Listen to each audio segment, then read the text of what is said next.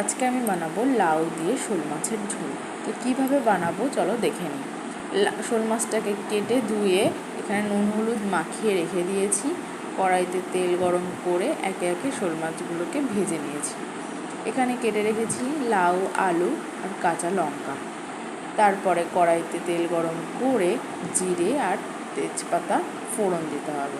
কিছুটা জিরে ভেজে উঠিয়ে রাখতে হবে। তারপর কড়াইতে দিয়ে দিতে হবে পরিমাণ মতো জল দিয়ে জলটা যে ফুটে যাবে দিতে হবে ওখানে পরিমাণ মতো লবণ দিয়ে কেটে রাখা লাউ আর আলু দিয়ে ভালো করে নাড়িয়ে ঢেকে রাখতে হবে কিছুক্ষণ, যতক্ষণ না লাউটা সেদ্ধ হয়। লাউটা সেদ্ধ হয়ে গেলে উপর থেকে ঢাকনা সরিয়ে দিয়ে দিতে হবে হলুদ দিয়ে কিছু সময় নাড়িয়ে আবার ঢেকে রাখতে হবে। তারপর ঢাকনা সরিয়ে উপর থেকে আস্তে আস্তে মাছগুলোকে দিয়ে দিতে হবে। মাছগুলোকে দিয়ে উপর থেকে ধনেপাতা দিয়ে দিতে হবে। ধনেপাতা দিয়ে কিছু সময় ঢেকে রাখতে হবে। ঢাকনা সরিয়ে দিয়ে আগে থেকে ভেজে রাখা জিরেগুলোকে বেটে উপর থেকে দিয়ে দিতে হবে।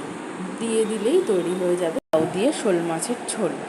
এইভাবে রান্না করেই গরমের মধ্যে খেলে আমাদের পেটটাও খুব ভালো থাকবে।